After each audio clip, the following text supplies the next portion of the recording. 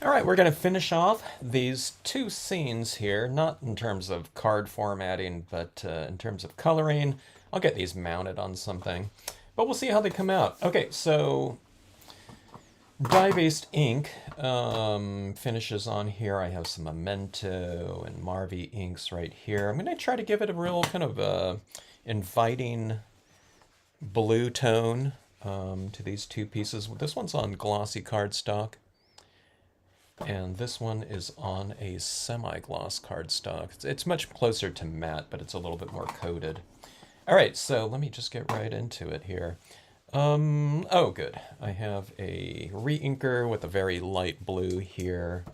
I'm going to just get a really good slathering with this established here. Now, if you can be applying this, I'm just applying it to a paper towel, but you can use, any kind of sponge, a kitchen sponge would be fine. But when you do something like this, you have a really good applicator. It's very absorbent, as paper towels are, and you can get a lot of coverage out of it. So my base layer colors tend to coat a lot of the scenes, so it's just so much faster just to use this type of application. If you have it, you can be dabbing this into a stamp pad and applying it that way, but this is just going to give me a really nice kind of, I wouldn't call it a head start, but a really nice, kind of amount of ink to blend into the scene for my base coat. It's really, really light, this one is. Similar color would be a Memento Summer Sky, but any kind of really light blue that you have. And keep in mind this is a dye-based ink here. Hello, Linda and Patty! That was fast.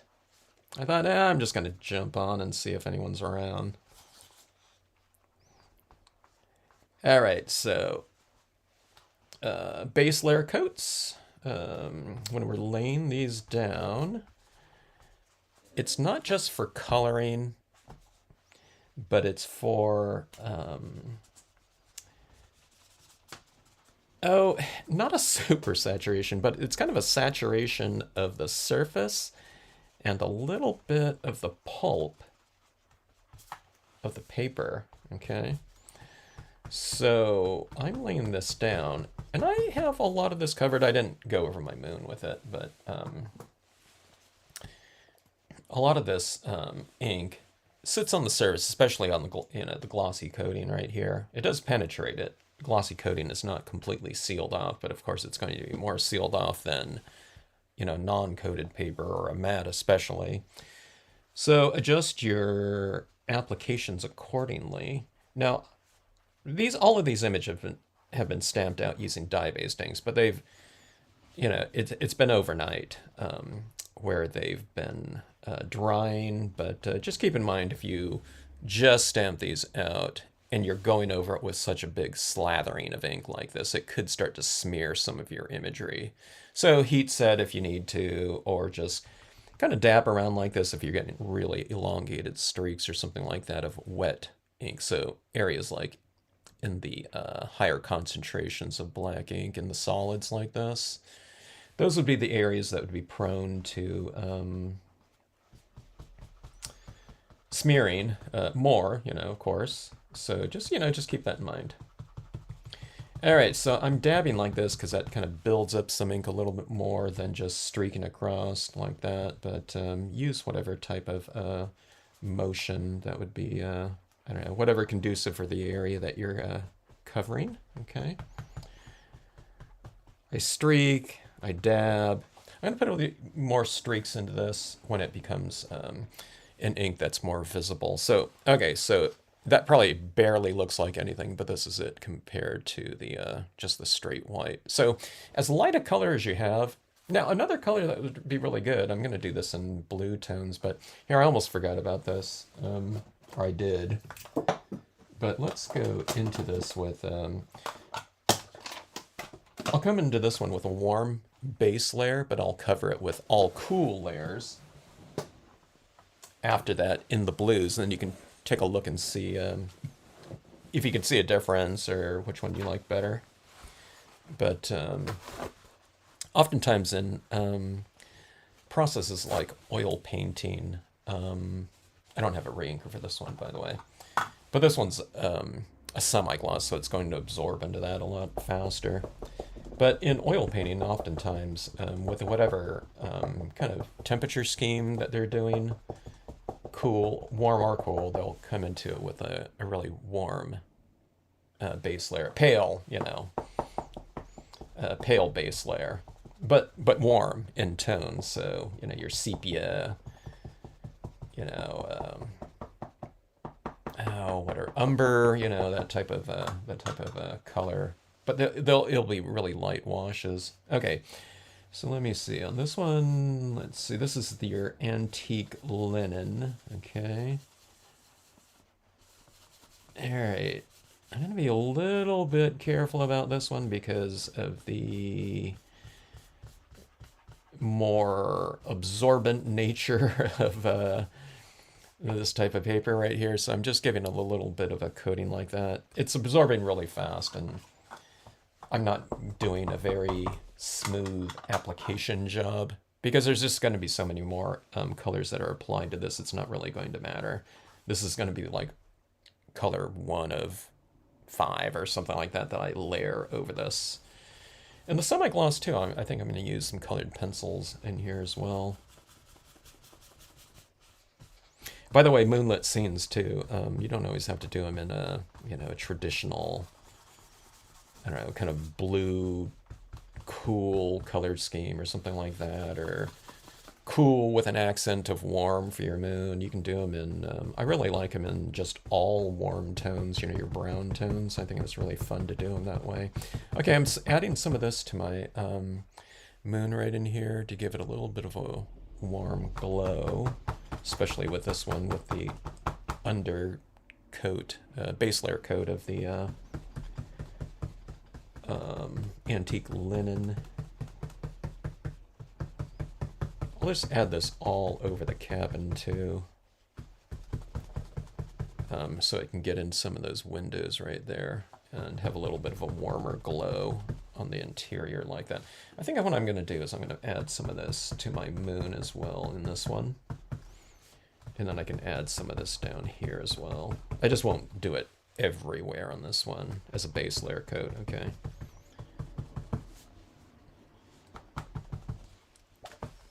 I'll get some of this on my trees in the lighter areas, reflecting the light of the moon, that slight warm tinge, okay? And that should do it. Because I don't feel like adding anymore. My antique linen's kind of dry.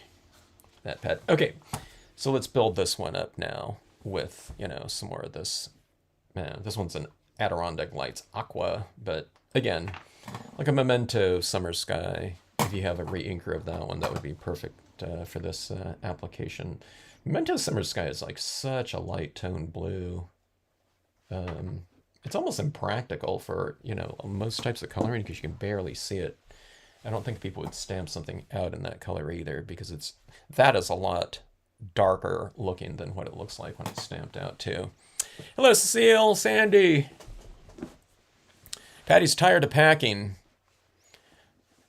Let's all go over to Patty's house and help her. We'll have a packing party. Yeah, that's always a drag. Hello, Terry. Glad you like the new images. Hello, Rochelle. Another vid on the new stamps. Yeah. So the last of these preliminary orders have all been picked up as of about 1 hour ago. So everything is on the way. As I've been saying, I can't wait to see what everyone does with these stamps. Just last night in this first preliminary, compositional, these compositional tests, I really like how these all, stamped out and combined and, just the information on there. in terms of detail, how that all really looks pretty good. I liked it on the wood grain paper, you know, on the holographic. It was really fun. Uh, oh, so on these, with these cabins like this and the moon like that, okay? Where is it? Okay, so my seaside cove, I had that ready to go last night just in case I wanted to use it.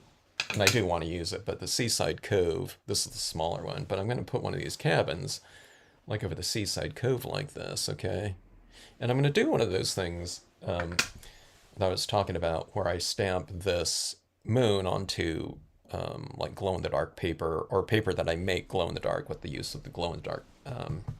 Is that painter ink? It's, I think it's, yeah, it's acrylic paint. I'm going to do a bunch of these cutouts like this, and I'm going to put this glow-in-the-dark moon in the sky. But then I have these waves down here, okay? And one of the tests that I did, I don't know, a few months ago, was using these new glow-in-the-dark Saya powders right here. And I poured it down. I think I did like a moonlit, like a baby sea turtles going out to sea card.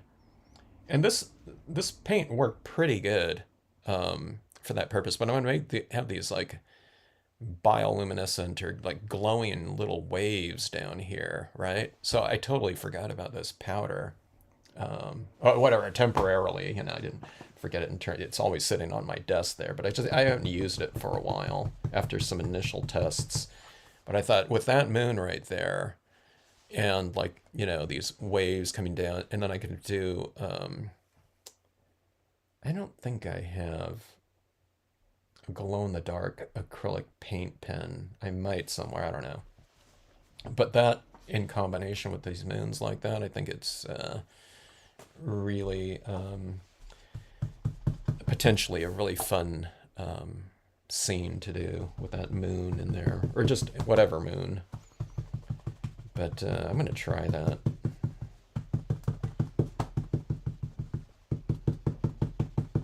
Yeah, then we have a bunch of glitters too and stuff like that down here in the water for like that really strong moonlight to be whatever, glistening. All right. Back to the scenes at hand. It makes my mind kind of drift, and it's like, okay, let me think. You know, if I'm doing it that way, how did I apply that? You know, that glow in the dark powder. I think I just painted on some glue, just some white glue. It might have been diluted glue onto those waves, and then just sprinkled the powder on there. But I think that would be pretty cool. Hello, Breet. Good to see you. Bugs, Debbie, Candy. Re-inking your Memento blue. All of them, Candy. I re-ink my, I think I'm out of it, my Summer Sky one, because it was just like I used such a big slathering of it. Okay, Bahama blue. So a little bit darker right here. It's not super darker like that. I mean, if I just lay this down on this piece of paper right here, but do you see what's happening right here? If I go like that, now this is on the glossy cardstock, okay?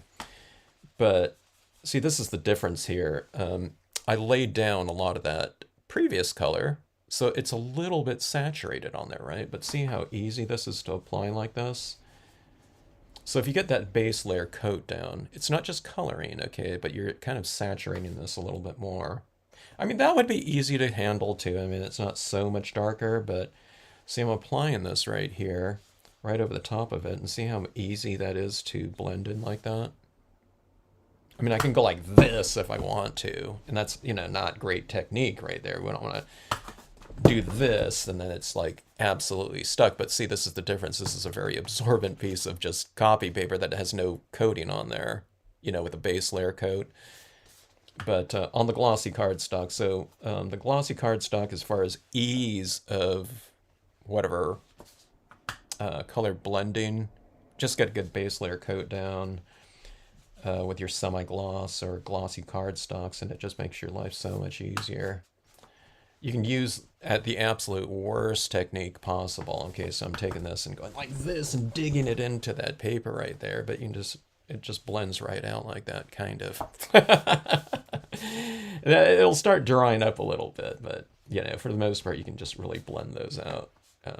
Just super easy. Okay, and again, this is your glossy cardstock, not glossy photo paper. You know, some people use glossy photo paper, and it's like the opposite of glossy cardstock in terms of like dye ink application. All right, here's what I just noticed here. I think that first color that I laid down there, because it was such a big slathering of it, now I'm going to this next color, and I think that first color put some of these impressions back into solution a little bit. So I drag like that, and I got a little bit of a streak off of those darkest of tones there. So it had a little drag, streaky, you know, mark, but I was just able to go like that, and it just wiped right off. So again, another benefit of the having a good layer with that base layer coat. It kind of remedies a lot of potential, well, whatever technique application types of issues that we can run into in this type of process right here. So just make things, you know, take the steps that'll make it real easy for you to do. Some people think, man, this is taking too long for that first base layer coat, but the base layer coat is the one that you coat the most. You're not going to have to do that amount of ink with every color to go. You just do it with the first one, okay? Some people, you know, when I get done with this one, it's going to be fairly dark. And sometimes people think, you know, they start off with that first color and they're thinking, well, hey, I want to get to that darker tone, you know, so they kind of rush it. Or they're thinking, hey, this is going to take forever. But it's really not. It's just that first color. You know, with the second color, I'm almost done with it. And it's a little bit more, you know, kind of targeted of an application, because I want to keep some of these areas a little bit light, where the first layer is just kind of more like base layer coat. Okay, I just dragged some ink off of her too. All right, so I have a lot of other blues to come, so I'll put a decent amount of this down, you know, because the more that I use, the more inks that I use, the darker I go, and the more kind of perimeter oriented those ones become. Okay, I'll show you what that means when I get to it if you haven't seen this done before. Okay.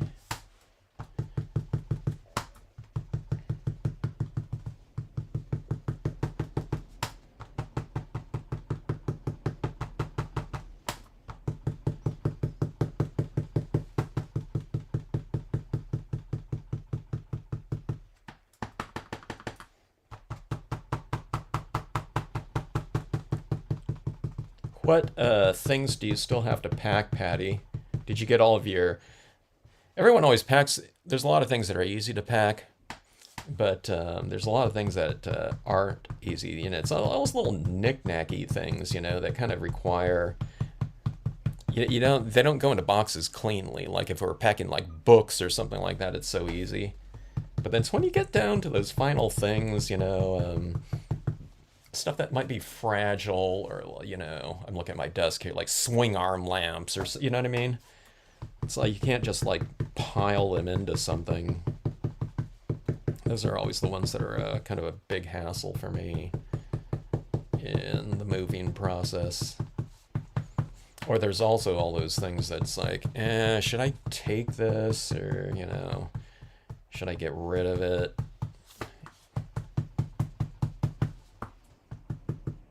Those ones are always a hassle. It's always those last kind of bits, you know, for me.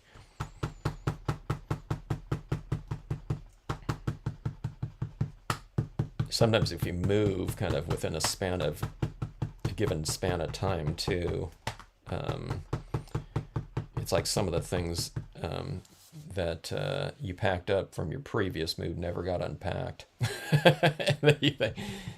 Unless they're like heirloom type of thing, albums, or, you know what I mean, stuff like that. It's like, should I keep this, you know? So it passed that one kind of, you know, test of keeping it the last time, but if it never got unpacked, you know, and you've been around, you know, your place for a couple years and it's time to move again, you know. It's like, do you keep it or not? All right, so that is the Bahama Blue. All right. So this is kind of, it's adding to that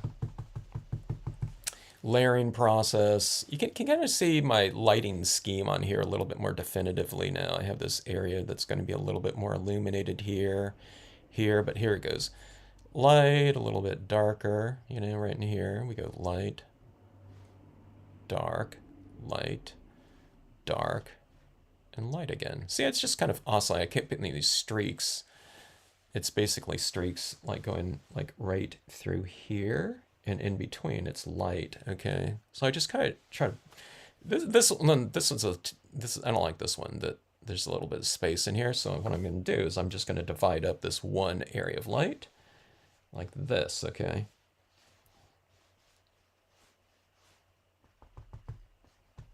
So see, now there's like a light a little bit darker and light like that again, okay?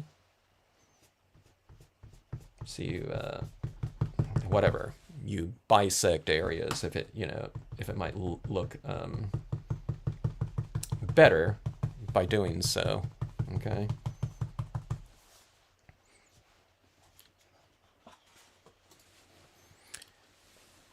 Let's see here.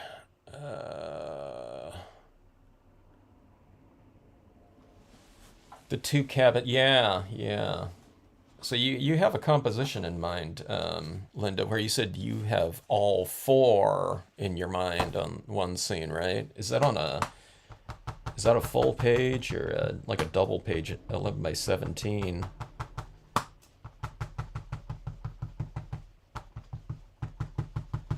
All right, going into the second piece with the Bahama Blue, you can see what the difference is between the Bahama Blue and over the antique linen, over the,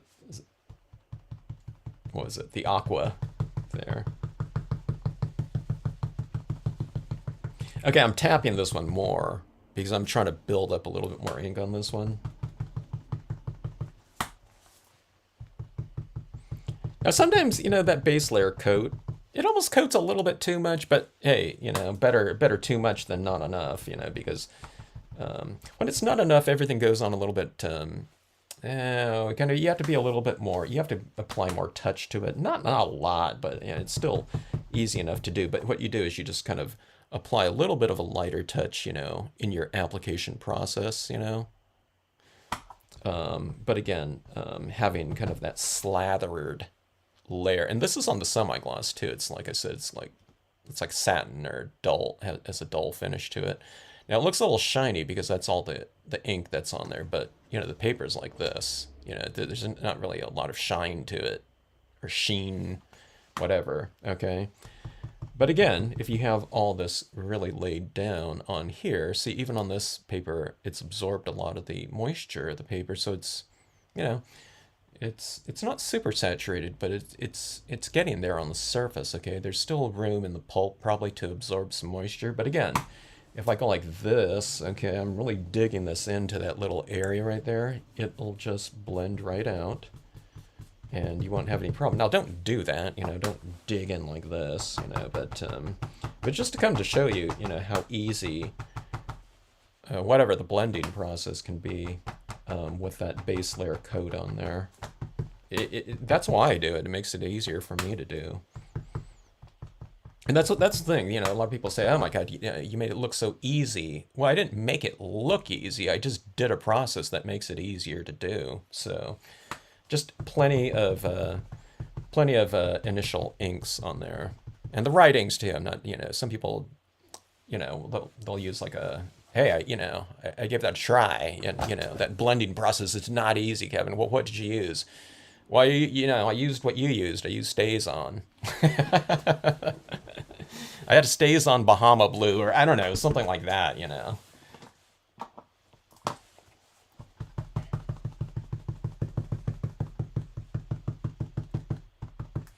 All right, so that's the Bahama Blue right there.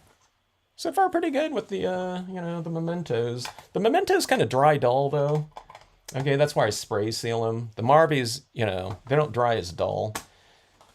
Or they don't dry dull because they don't have that additive in the inks that these other companies utilize or something like that. It's the thickener that's in these other brands of inks. But again, they great equalizers. Just spray seal it, okay, and they'll be nice and bright and rich and everything like that. You know, everything's looks fine. Let's see here.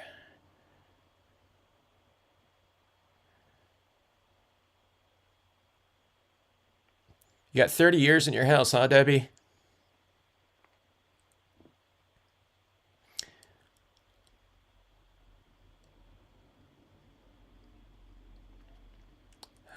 I'm reading your notes here. I need someone to tell me what the if there's any comments on here uh, in a phone call or something like that.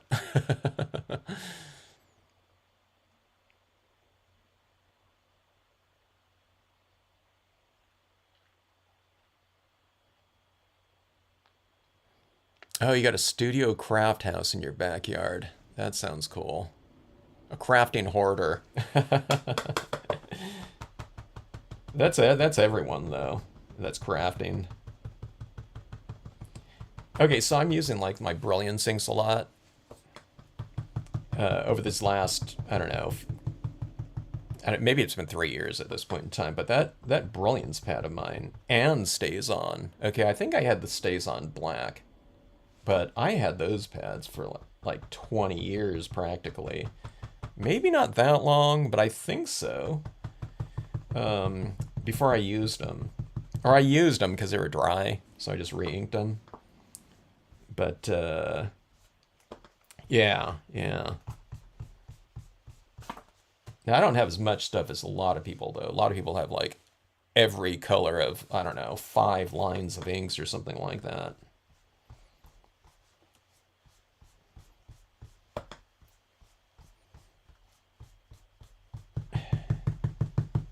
But I'm trying to use up a lot of the stuff that I've been hoarding over the years.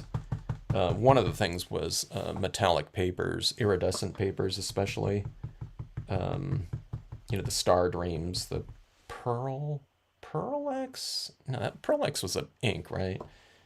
And there was some other type of paper, but I've mentioned this before, but I looked in my paper, because I didn't have my papers organized. There's all like all in a stack on the shelves, you know, mixed in with, you know, card stocks, colored card stocks, you know, the Star Dream papers and things like that. And then I looked at everything. I organized it all by type, and there was like, I have a bunch of these metallic papers. And by the way, this is Caribbean blue. It's a little bit of a warmer blue. Yeah, I wanted to utilize them, so and I thought, okay, what are we're going to use to stamp on these types of more sealed off types of papers, coated papers. And I don't know, the brilliance came to mind. It's like, oh yeah, that one was supposed to dry on glossy cardstock, right? But I had to buy a re-inker for it, of course. And then I started using that on things like the foils, and then I realized, oh, like brilliance things, you know, from 20 years ago when they were like really popular, or like completely lost, you know, line of inks. No one knew what they were, you know, unless they've been stamping for a while. Then usually someone had one, but they I don't know, they had one or two, and but they didn't use them at all. All right.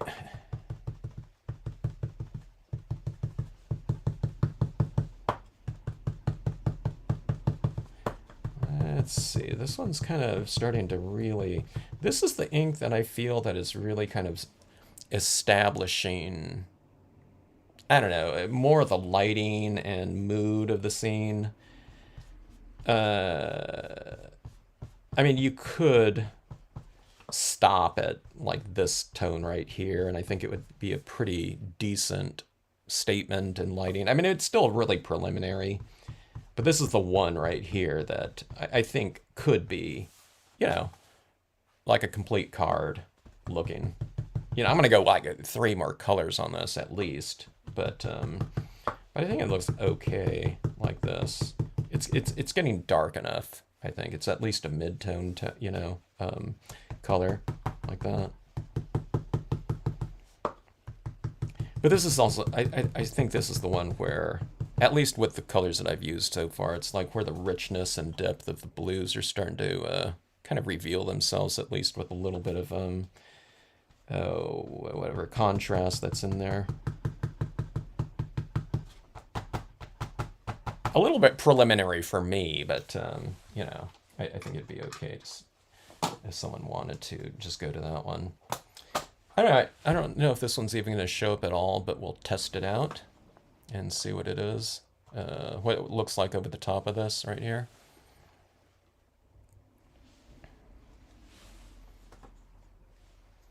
Miscellaneous items and clothes. Okay. Shopping at Patty's.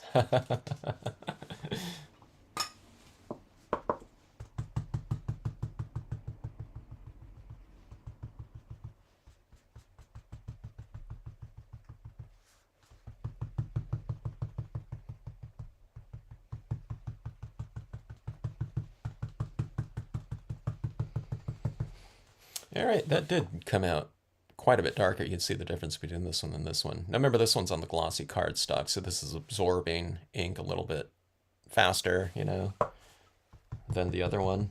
Although this one's getting pretty saturated right here. The semi-glosses are nice because if I wanted to use colored pencils on this one, I can. But you can see, the two of them, they're pretty decent. It's a little bit of a trade-off. This one right here is going to, if I do take this one darker, it's going to be a little bit more dynamic with that glossy coating on the top there.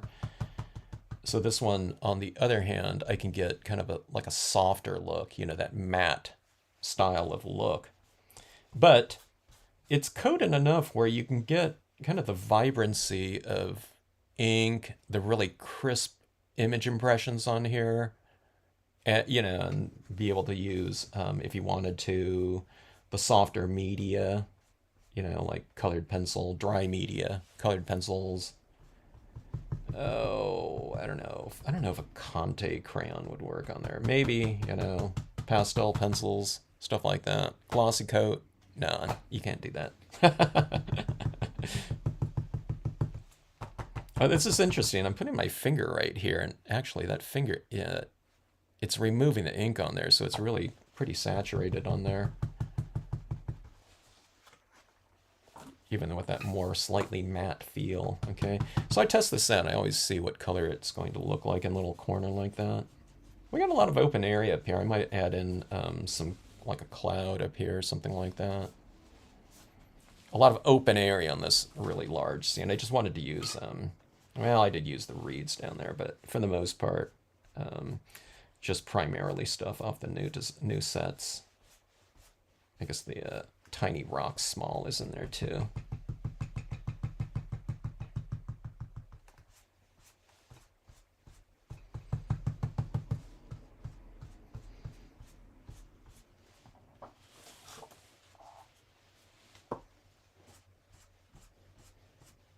Alright, let's get a little bit more atmosphere up in that sky. And I like these little streaky kind of applications like that. You can even go across your moon. I like that. Let's do this. Just try to make this a little bit streakier here. So I'm kind of going a little bit more narrow. Like my finger is kind of guiding that area right in there.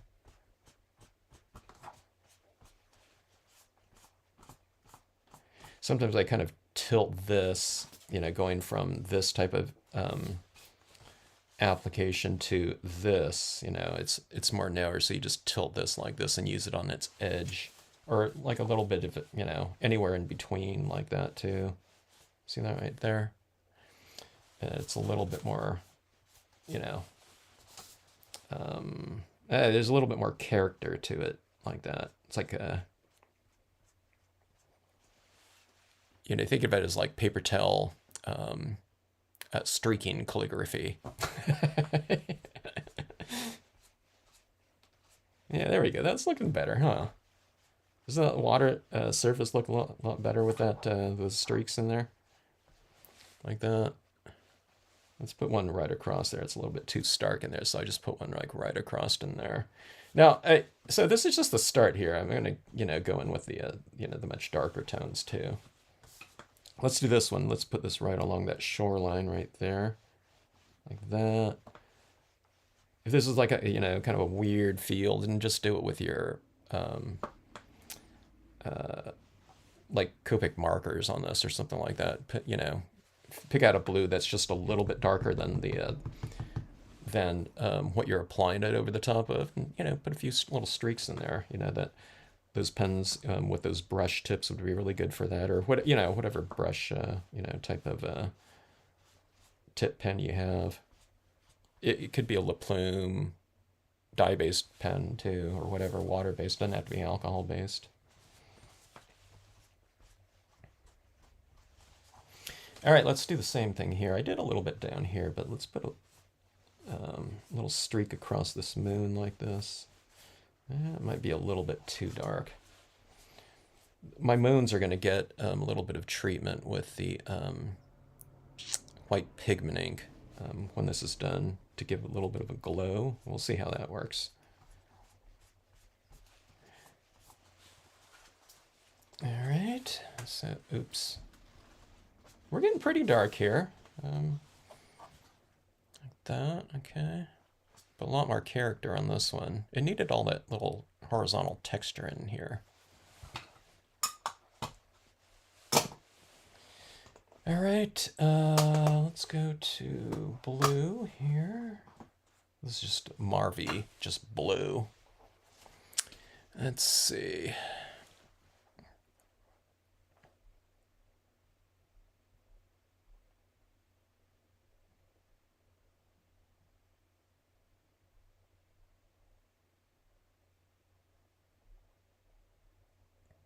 Hello, Sharita.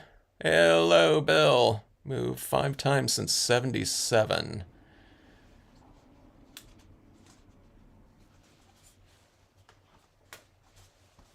That's a good long stint there.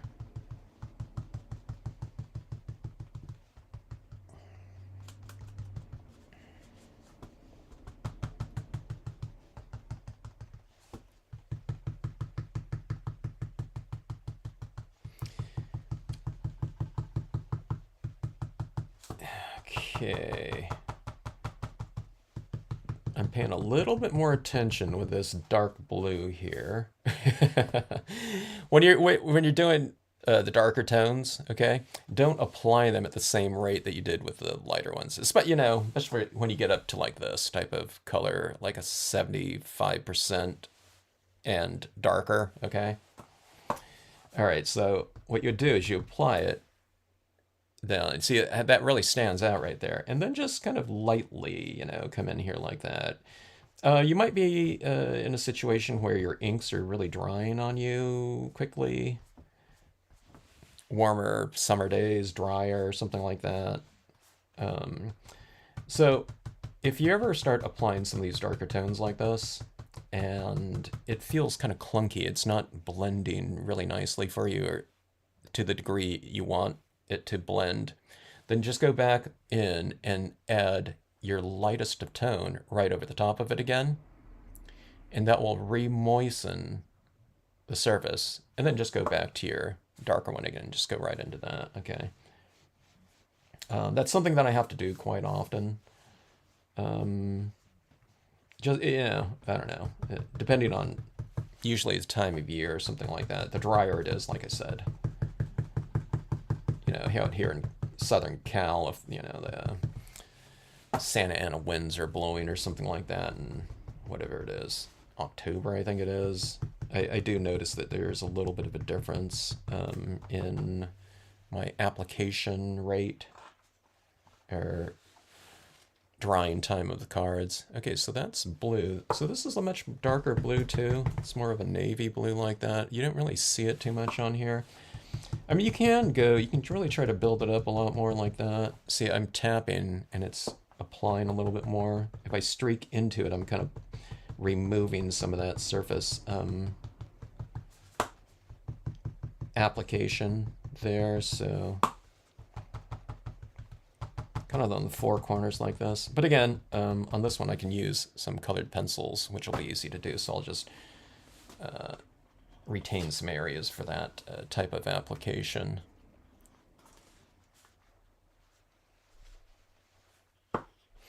All right, we'll go with the darker blue on this one. Okay, I'm going to flip this around so I can streak this way. The natural kind of motion of my hand.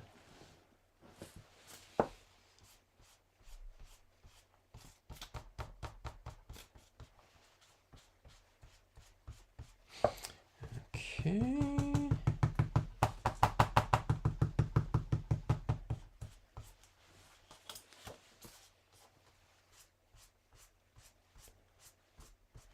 This area in here where there's not a lot of the darker inks, that area right in here feels fairly dry to me. But not so dry that I can't do that little streak like that, okay? So, not too bad. But what I am doing on some of this right here is I'm adjusting my pressure that I'm applying this on. I'm using a little bit of a lighter pressure on here, okay? And if I want to get it darker, then I'm just going with more repetition, you know, as opposed to a little bit of a stronger streak, I guess, or whatever, pressure on that stroke, like that, okay?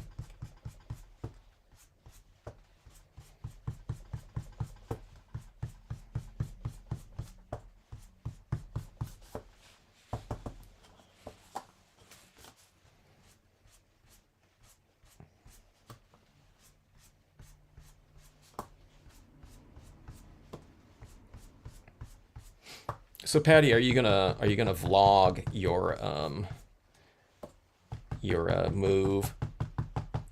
You ought to vlog your trip up to from Florida to, you know, Novi or whatever, and you know, you can stop at the world's the world's largest ball of yarn, or you know, all those little sites or whatever, you know, whatever's on the way. I don't know if that's on the way.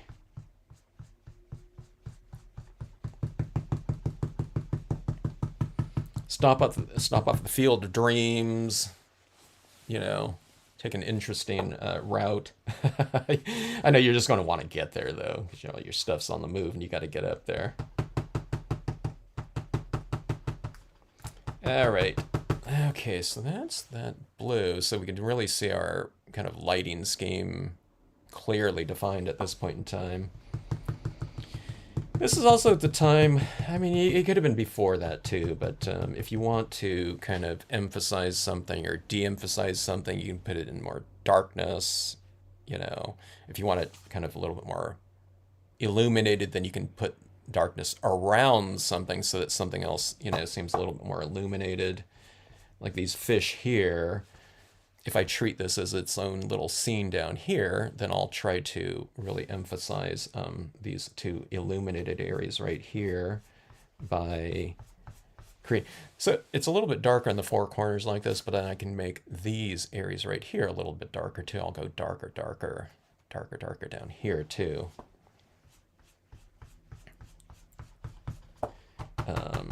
Again, so that these two little areas kind of stand out pretty good. And it's kind of a natural area to put some additional shadow at the base of this boat right here too.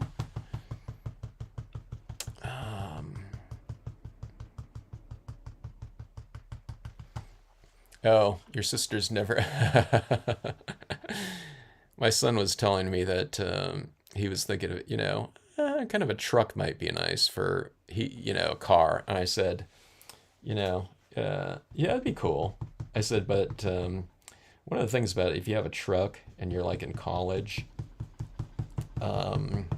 you pretty much become like the person where you're moving, you know, or going out and getting things, you know, you know, so can you go with me to IKEA or whatever, you know what I mean? You're the you're the building designated moving person. My roommate, my first roommate in college, had a truck. And I think he was the only one in the entire dorms. But he was always getting asked to, to help move people.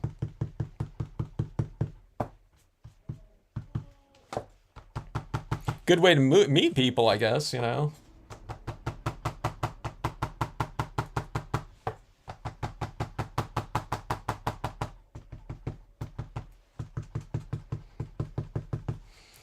right. There we go, like that. This area is kind of getting nicely developed too. I think let's go a little bit more aqua down here too when we're done with these blues. We can accent color some areas in here.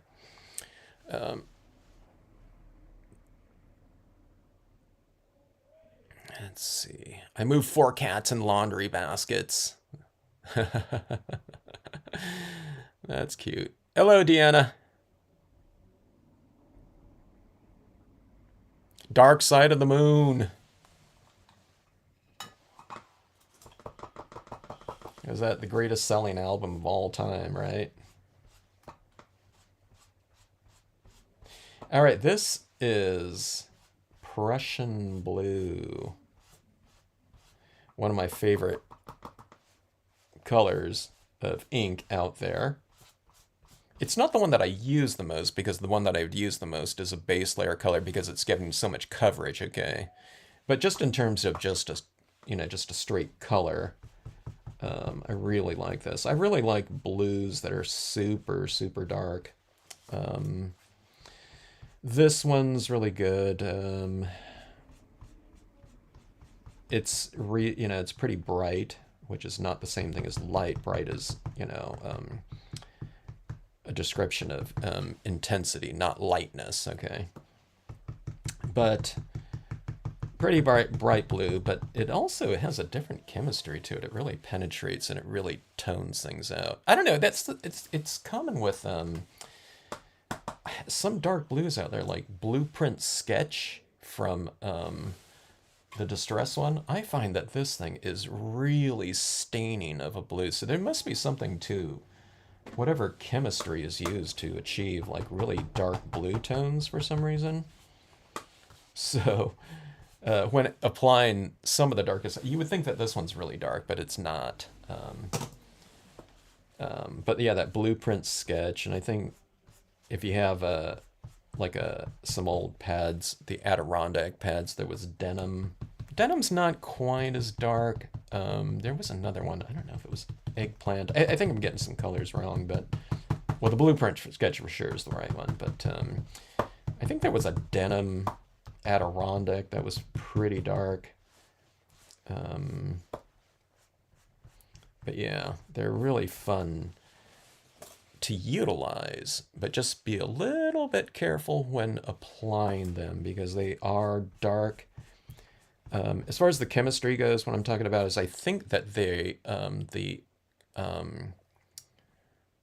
dyes, whatever it is, I think they're a finer. Well, I don't know I don't know whatever you call it. It's not a pigment, but I think it's finer, so it penetrates the surfaces just faster. They stain so much more. My fingers get a lot more stained with those darker tones like that. Darker blues, like I said. All right, but see right in there, look at that. Brightness like that.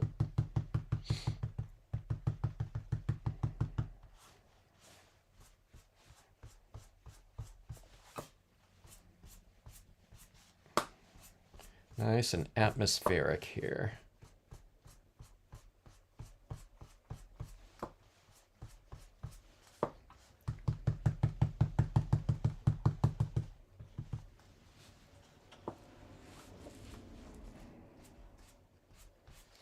Deanna, in your base layer colors, when you're working on glossy, and I know you have the Marvy inks, but what base layer colors are you using? Are you using Marvies as a base layer color? Or are you using some other some other tone. Deanna really loads up her scenes with a lot of saturation and color depth. But she's in an area where it's more arid, you know what I mean? Drier air, so something like that. So I don't know. Deanna, are you ever going back and adding more of your lighter colors on, as you're coloring? Or is it staying moist enough with your base layer amount that you lay on your scenes?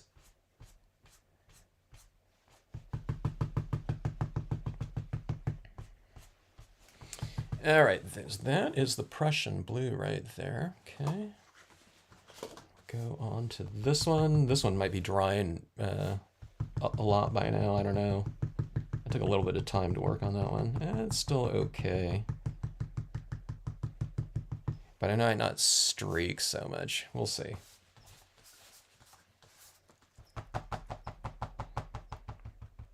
I've laid so much color down on this one, I almost feel like when I'm kind of moving this around like this, I think some of my paper towel crumbs are on here.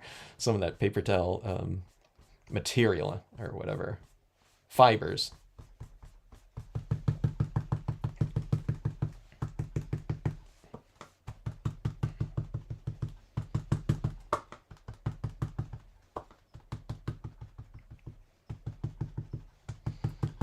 Okay, if you just joined in, this one's on the semi-gloss cardstock, that one's on the glossy cardstock. Quarter page, half page.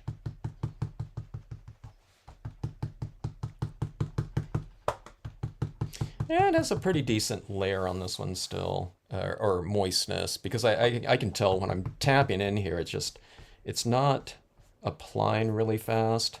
It's just like I can barely see a little bit of a change, which means it's, still fairly saturated with ink. It's not just, transferring like instantly like that, where it's, a real definitive mark on there. Right, so here's the thing. When you're playing contrasts too, see like this, the darker you take your air around here, the lighter areas you're going to see. Now I can't get in here really well with this, so I'm going to hit this area in here with possibly some pens, like this area to the right of the cabin. So I really want those windows in the cabin to be really illuminated. And I think I'm going to give them a little bit of a warm tone too. Or tinge. Let me get a little bit of this down here. It's a little bit dark. I'll stop right there because I want some lighter tones right up here. Okay.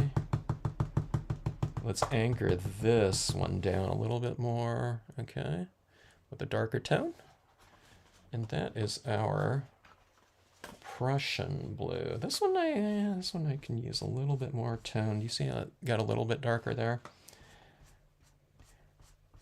Okay, now that's applying too, because this is starting to dry on here, so it's being more accepting of moisture and the staining of the dye-based ink here. So sometimes you have to wait for it to dry a little bit, and then it will, you'll be able to get a little bit of a thicker application of, some more of this, this moisture here.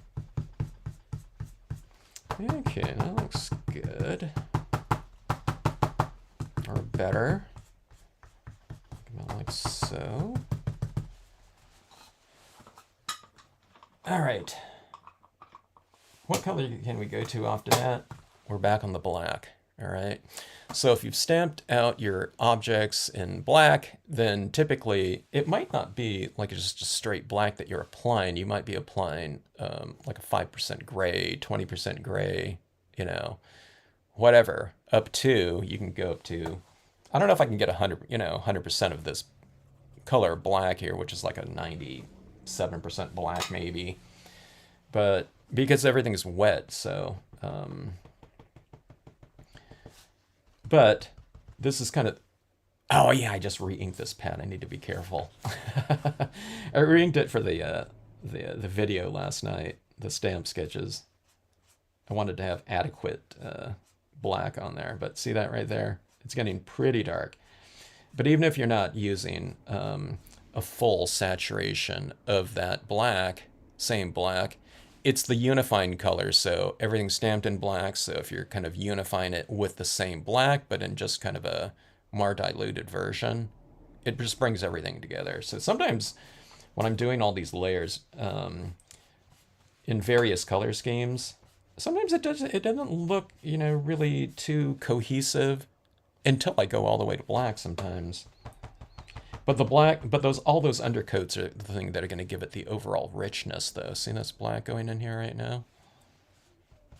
And that makes that area look like a really good, rich, kind of glowing, you know, blue in there, having all those base layer coats. Because this is black, but dye-based inks are all transparent, so all these other colors underneath are showing through. It's like, you know, glazing like a turkey. You know, in the oven, the more you know, it gets deeper and richer, you know, that skin, stuff like that. The more glaze you put on it, you know, it becomes colored and so on and so forth. You just don't eat these cards. All right, but see that right there? That tone.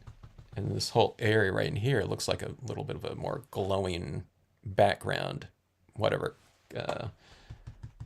night sky, and then it's reflected down here in the water too, like this. Kind of take it nice and slow though. You don't want this big, it's just solid thing of black and then goes to this color. You want it kind of to transition a little bit, you know, from darker to lighter like that. But right here, it's just in a very short, you know, very kind of short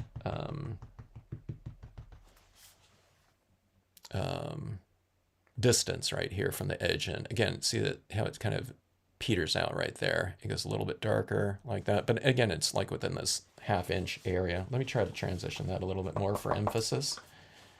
Let's see if I can do it here. So I'm just kind of inking in maybe like 1/8 of an inch on the tip right there. Oh, it's really super saturated. It's barely applying like there. There we go. So something like that. So you get that little glow in there now. Let's do the same thing over here. Let's go a little bit darker like this. So you see I'm tapping it on the outside, and then I just kind of come in here. As this gets drier, then I'm going in here a little bit more, and I'm applying a drier, lighter version of it. And see that? Look at that glow that we have up there in that sky now, like that, because it's transitioning. It's not just solid black, and then these colors. It's kind of just a little bit of that gray in there. And that's how you get that glow going. All right, let's do the same thing down here. We have these areas coming in like this, and we'll do that. Let's see.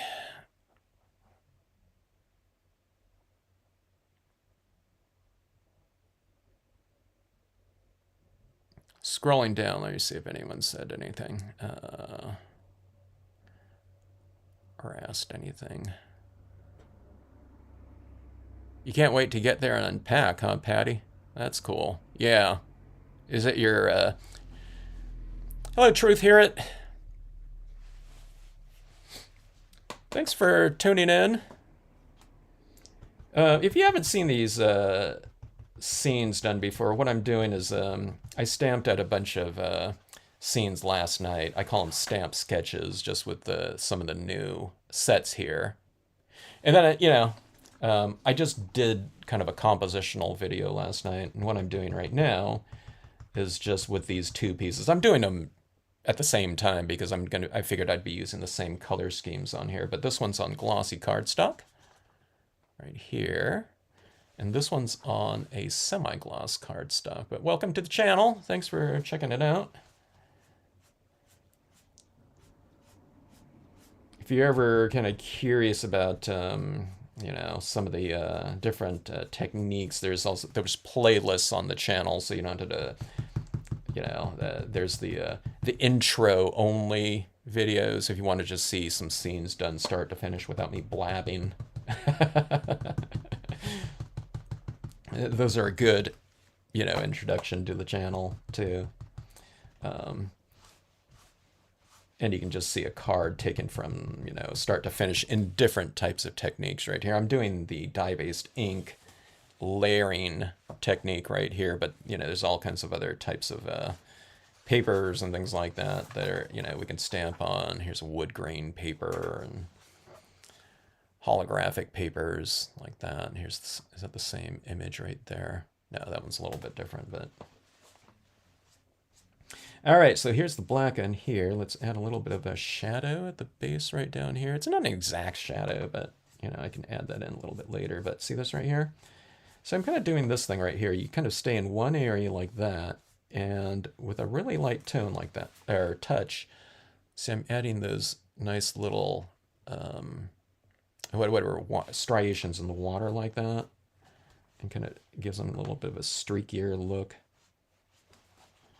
Kind of like so, right around the shoreline, like that.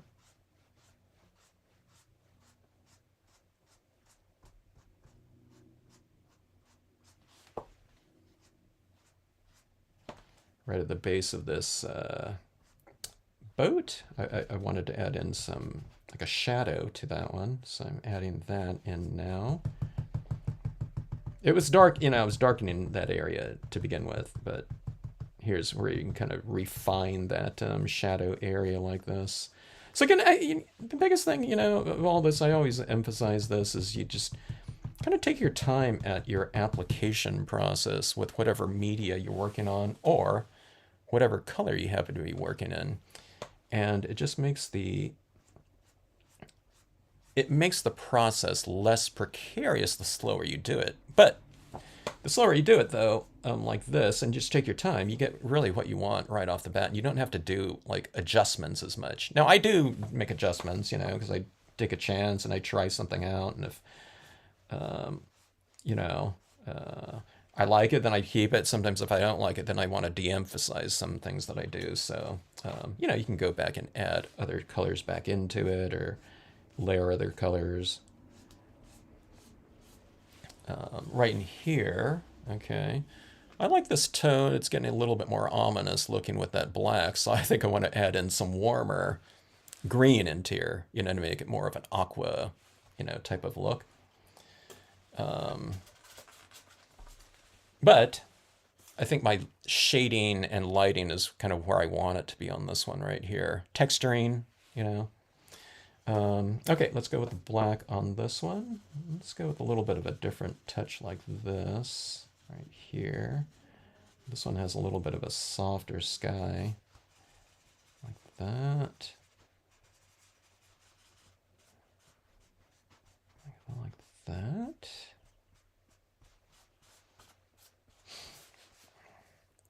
All right, down here. 4 corners again, and then in my shadow areas like this a little bit deeper. If I want that moonlight to stand out a little bit lighter looking, by contrast, you can just make your shadow areas a little bit darker, or a lot darker. If you make it shadow areas, whatever, 5% darker than the lighter areas in here, same 5% lighter, again by contrast. All right, blending like so, okay. All right, so I think we got a lot of mileage out of this, our applicator here. Let's see what this was here in terms of size. This was a, I don't know, what is that? It's like a third piece of paper towel, not too bad, right? You can see where my, that first layer of that paper towel was worn right through. But it only, so it was, wadded up several times. It only went through like one layer of this paper towel. This is like whatever, 6 or 8 layers right now. And when you do that, it really feels like you're kind of finger painting.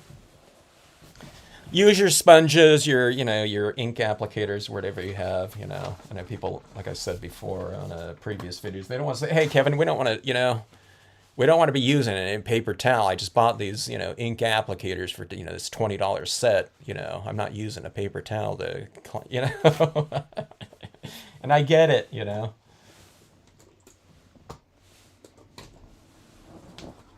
But the good thing about these, you know, everyone has them, and they can be found around the world too. We're not looking for you know, online for like the color box stylus tools or something like that anymore. Pale green, okay. Remember, pale green, light color green or something like that over a dark blue is not going to make that blue a lighter green, okay? You know, because these are, again, dye-based inks and they're transparent. So the colors underneath are going to be showing right through it. So, okay, so you see a little bit of a warm tinge, and just adding that down like that. I'm going to keep a little bit of it a little bit lighter like that too, but see this like right in here? It kind of just warms up that water. We don't want, you know, you might not want it warm every, you know, in every scene, but on this one right here, I think it just makes things a little bit more kind of inviting as far as you know, whatever that blue temperature goes like that. Let's see, let's add some of these into this. I streaked it into the lighter areas where you can really see that green in there. But let me add it into the shadow areas too, and just, I'll see if I can warm up the shadow blues a little bit too, or just make them look a little bit richer. That, I think, let's put it in some of these trees as well. Okay, like that. And let's do the same down here. I'll just try to make some of this. Maybe I won't go as greenish in tinge. So I'll kind of focus it more around in the shadow areas, okay? Go like that. So it's a little bit of a warmer tinge like that. Let's keep this fairly light like this, where it's kind of reflecting the lighting of that moonlight right here, but we can do something right over here.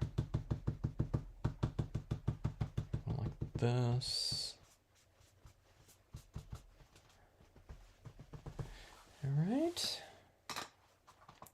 So there's your pale green like that. So you can go with a little bit of a warmer green if you have like a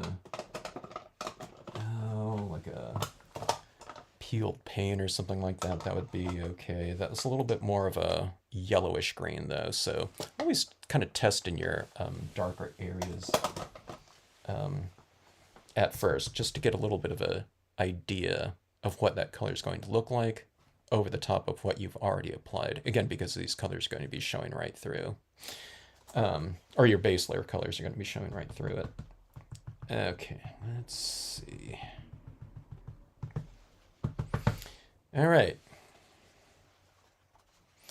Now, let's take a look here. Let's go in and do some refinements now. Okay, let's change media right here. Let's go to...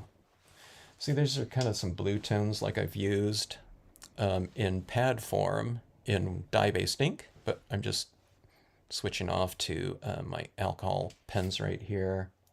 I don't know if I'll use too much of this. I think everything is reasonably refined in here, but let's see. Let's see where we might be able to use some of this.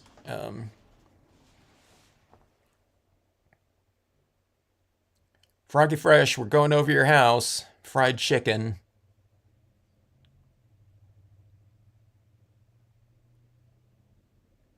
Post your address here. You gotta keep it warm for us. And make another 5 batches. Hello, Catherine.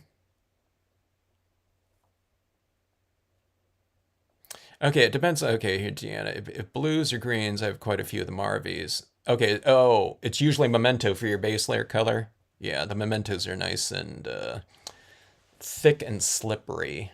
Do have to go back and add light colors again. Yeah, yeah.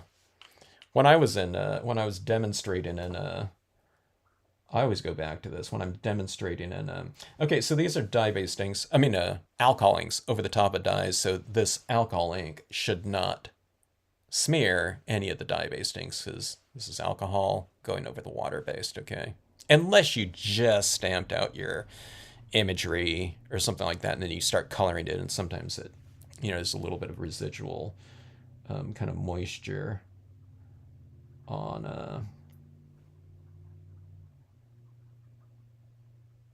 your surface, and some alcohol will just kind of smear it a little bit, but it's not putting the impressions back into solution. Okay, so I'm just adding in some little shadow areas in here, doing some little bit more detailed shadowing or shading in here. Let's do a little bit along the shoreline right here. We can add in some shadow work in here. Okay, so right along the paddle borders right here. I'll kind of start a kind of a pseudo shadow like this from our characters. Like this, I'm just doing in this blue right now. See that little squiggle like that? I'll add a little bit of a darker tone, then I'll blend it out. Okay, so at the base of this rowboat right here, or on the side of the rowboat maybe. Yeah, that looks better. I'll just tone that whole side in right there. And maybe on the interior, I can get some little detailing in here, right around the, there's like some little seats in there. And then you can add in a little bit of shadow work around things like your lilies in here, like they're casting a little bit of a shadow in the water. Maybe I'll color them with, some green. You wouldn't be able to see that at nighttime, but in our scene right here, we're doing artwork. We're not doing whatever representational photography or something like that. So here's these fish right down here. I've seen them put little shadow work underneath them, and it looks like they're swimming in the shallows right here, and you can see through nice clear water, so you can give them a little bit of a shadow underneath them like that. Okay. Let's see. Let's try this blue right here. This is probably like really dark. I usually don't use like too many of my really dark pens, because it's usually just kind of like accent colors that I'm doing. But this seems kind of, it's reasonably dark in some areas, so let's give it a try. Now, I'm not going to keep probably the darkest applications of it. I'm going to blend it out a little bit with some, some lighter blue again. Okay, so see this right here at the base of this boat. And this around down here a little bit. So I'm kind of putting, they call this like scumbling in painting, where it's usually like with a little bit of a dry brush. But then what I'll do is I'll go back in with that other one that I just used, and I'll just kind of blend some of that out. I'll drag some of that darker color out and just kind of blend it in a little bit more, because it does go down pretty definitively in whatever type of mark you're adding it in. So if I just kind of drag some of it out, I get a little bit of a combination between the darker one and the lighter one that's kind of putting that dark mark back into solution like that.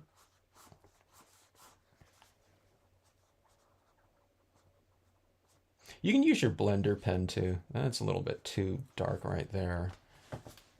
So let me go, here's a much lighter one like that, and then just kind of blend that out. Or you can actually even remove, some of that ink that you've applied down too. I don't use my blender marker too much. I usually just use a lighter version of whatever color I'm blending or trying to blend it into my my scene. All right, so that is that.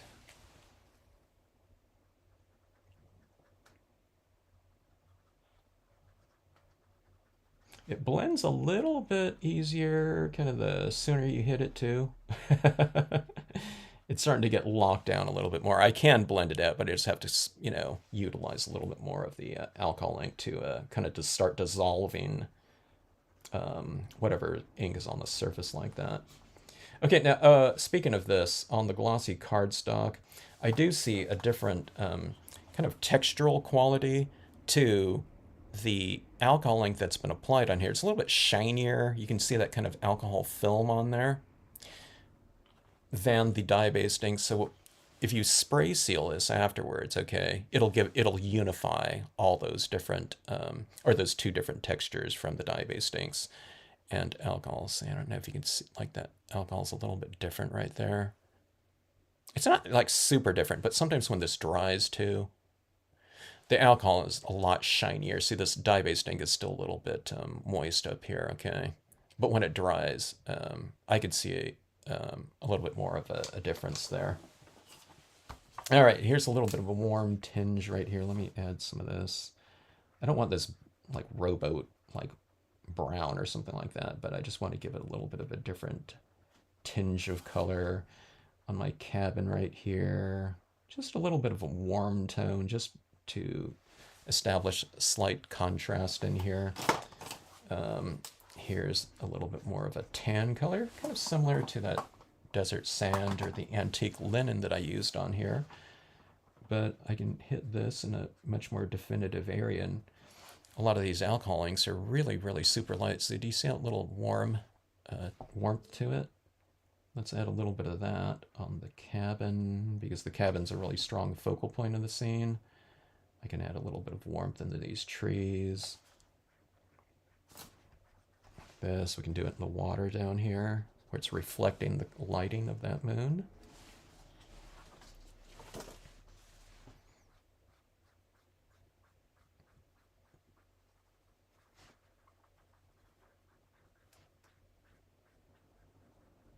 This is like tan, almost white, though I can barely see it. If anything, it's just kind of adding a little tinge of warmth into there, like that. Okay, so again, glossy and semi-gloss. Let me see. Is this too, yeah, it's a little bit too orangish. Now this one's on that matte, or semi-gloss, so let me see here. Yeah, it's a little bit of a greenish tinge. That's not what I'm looking for, but that might look good down here. I'm thinking about, I want to add a little bit of warmth into those windows. I wish I had something a little bit duller than this one. I don't think I want to get yellow, but here, I'll see if I can just kind of lightly, I think that looks okay. So I just added a little bit of a warmth coming out of those windows right there, okay? It makes it a little bit more inviting. Here, I just kind of did a little bit, but I think it looks okay, so we'll add more like that. So here's the difference between like the night cabins and the day cabins right here. I mean, you can interior illuminate that too if you want to. You can use, like I said, your acrylic paint pen and lighten those windows out in there with a light tone like that. Look like they're coming home to an interior lit cabin. Maybe this is their cabin or something like that. They turned off the lights to save energy. All right, so dye-based inks, alcohol inks, okay. Well, let's add in some thicker styles, thicker media. So we're kind of working from thin to thick, a la, kind of some oil painting techniques out there again, where you do washes, then you build up a little bit thicker, then they're doing this thing called impasto, where you're adding kind of thick little areas.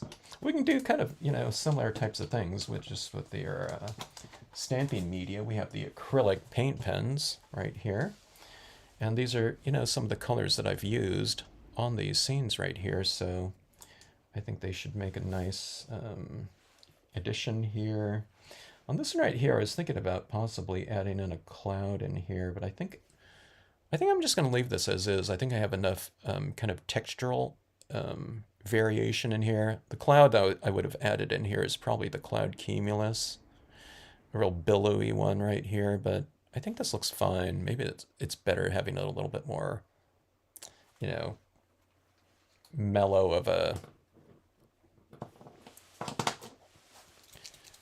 oh, kind of an area than having, you know, yet another texture in there.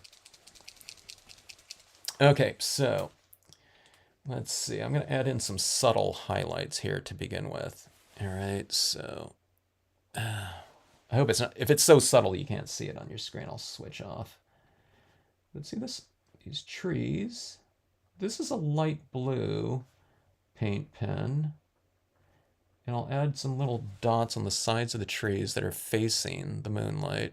This moonlight is pretty strong, so I'll add in more here, but what I'm doing is I'm adding in some highlights in some of the darker areas. So here's this little bush right here, getting a little bit illuminated from that moon. And here's our shoreline right here. Sometimes on the shorelines, I like to kind of illuminate my shoreline a little bit to create a little bit of a separation between kind of land and sea like that. Okay. And then little shimmering kind of effects on the water. They call that specular light.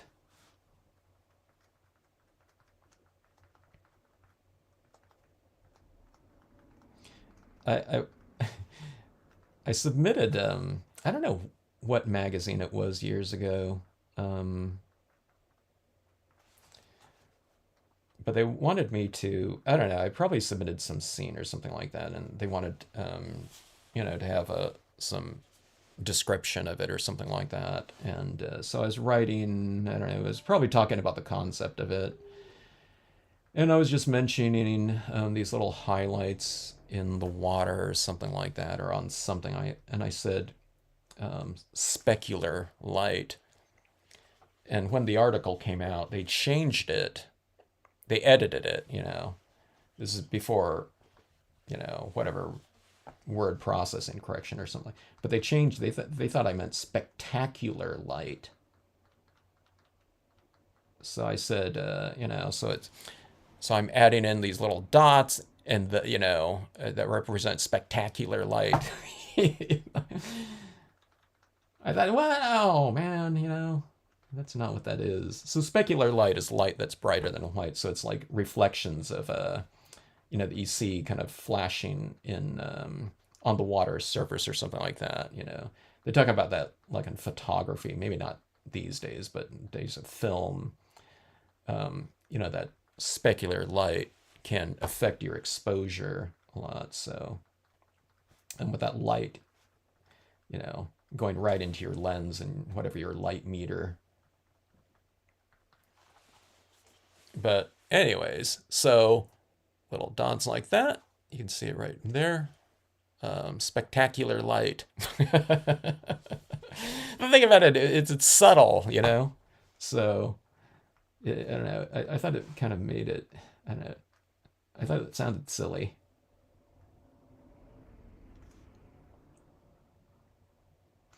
All right, so a little bit of highlights on this boat right here, like that, around the edge. See that little edge right there? It's just a little, you know, mark with this, and it really kind of stands out a little bit more.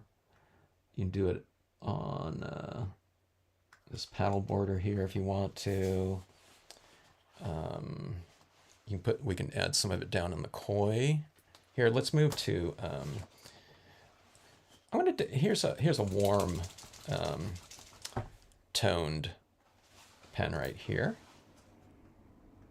and we can add some of that down. Now, if all you have is white, I use just white for years, but these days I tend to go with a little bit more of my color scheme.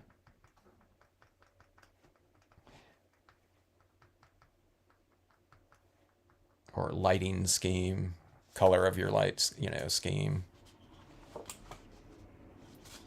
And let's see on this little edge of this paddle board right here. I can add some of this in. I'm going to do something right here too.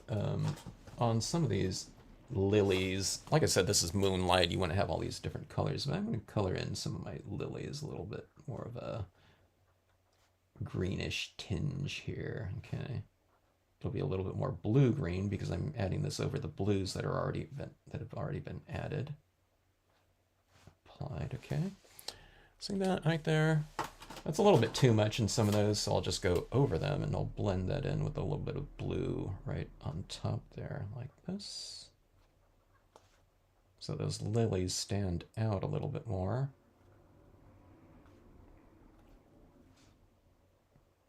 They're a little bit more solid than kind of see-through, so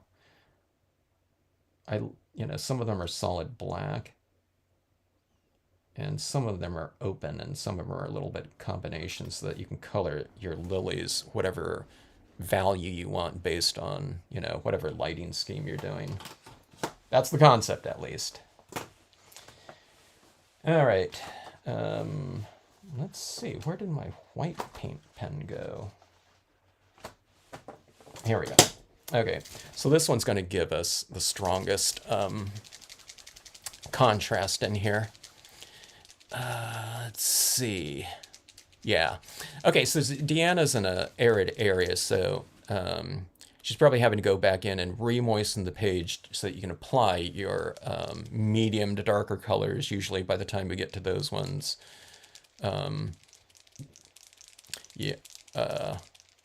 For ease of application. And plus, when you go back in and you add another layer in there, I think the depth of color becomes so much more extreme. So someone took a class from you, Deanna, because she saw one of your pieces. She says, hey, I want to get that amount of depth, like color depth in there. I said, oh, yeah, okay. Well, Deanna's using the Marvy inks again. So she ordered a bunch of the Marvy inks from Marvy. Or no, from that one, what is that, One Stop or something like that? The Marvy inks are becoming fairly, this area's getting better down here with that extra color. The Marvy inks are becoming more scarce. Now you can achieve, if you're using other brands of inks, just after you apply, spray seal, and then you'll get a lot of depth in there, okay?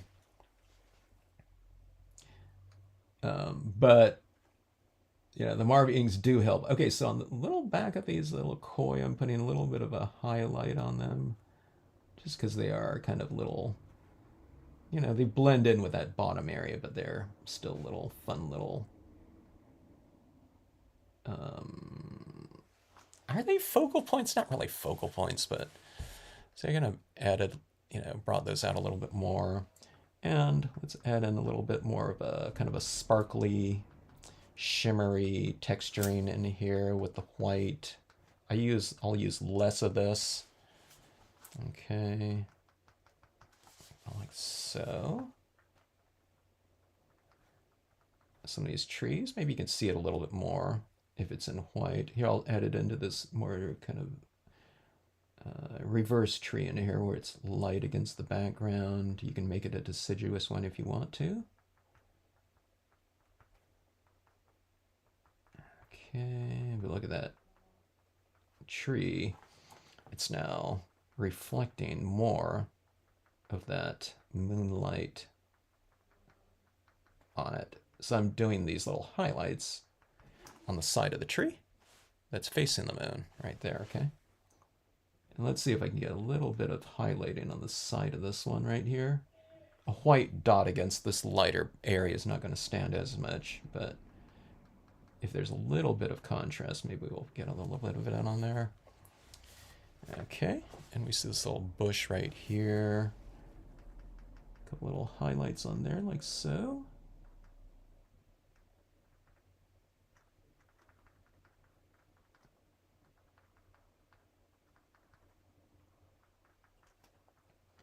And down in the water, like that. Moonlight. You wouldn't have like stars in the sky, but this little area up in here. Okay, I was going to add some stars, but now I just thought about it. I might stamp a word stamp up here in reverse, like white on dark. Okay, so I'm not going to do that. But if it was just only that, I think I'd put a few little textures up there, like star textures or something. Now, let's see right here. Let's add a little bit of a, kind of a little magical, or whimsical little touch to this. I'm going to put these larger little dots like this, okay? Maybe I'd do them in green, but I'll make these into little fireflies right in here, just for a little bit of a textural change. Like that, okay. And let's take our cotton swab and white pigment ink, okay. And I should do the background kind of misting in here first, but let's just do the little fireflies right here. Take off a lot of the ink off of your swab right here. You don't want to do a big blob. You want these little dots kind of glowing, okay? So again, the technique is to really remove a lot of the ink off of this after you've applied it, okay? So that it's just kind of a, like a really light, almost like a dry brush application of your ink, your media, okay? Go really light. You might want to fray this a little bit too, but see those little glowing little dots like that? If they were up in the sky, they'd represent glowing stars, but right here, they're little, whatever, orbs or fireflies, lightning bugs.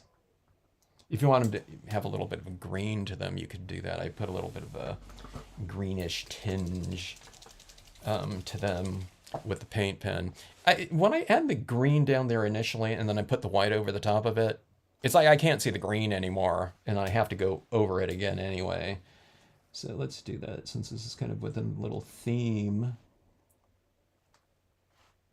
of the color scheme too.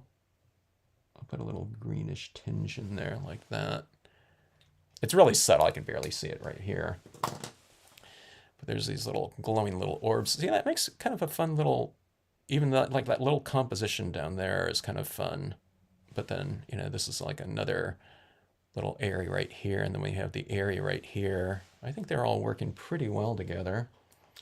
And let's do some additional texturing in here with our cotton ball and white pigment ink like this, but we'll do it in a much wider area. I'm looking, I didn't leave a lot of light in here for me to add this in here, but we'll see if I can add in some whatever atmospherics in here. Okay, so maybe around this moon right here. Let's see if I can get it to glow a little bit more or slightly. So I'll change the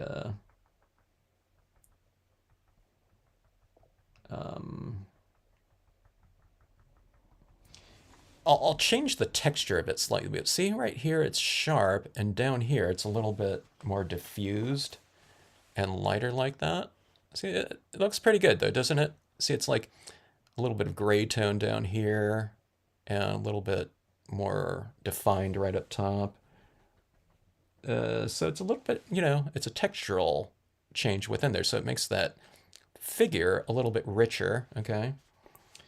And let's add some little bit of this mist coming in here. See how it's really see-through? That's what you want. You want it to develop nice and slow. You don't want to, anyone that does this for the first time, it happens to me too still sometimes, but I'll re-ink my pad and I start going down there like this and it's like, oh my God, there's like way too much. So, you just kind of dab it off here. I've just switched this to that's the wet side. I just switched it off to the light side and I can dab some of it off like that. And you can remove some, but you see that little mist down here? But let's creep some of this little mist. See, it's like in the background right there. Let's creep some of it around in the foreground right here. And you can see what it does from a textural difference in here. Everything in stamping is kind of crisp. And this is my way of adding a little bit of variation from a textural standpoint. It's also lighting too. But see, this is, I mean, it looks pretty good just like as is. You can stop right there. You can add a little bit more if you want to. Like that. So right in there. It's just, I know this right here, it's really subtle. So if you give this card away to someone, I don't think they would say, hey, how did you do that? You know, it'd just be a little bit more, like I said, like a subtle addition. Now see this over here. Let's add a little bit over here too, and let's see what that looks like. If I don't like it, then I can just wipe it off. Yeah, I think that looks pretty good. See that little kind of glowing light like that?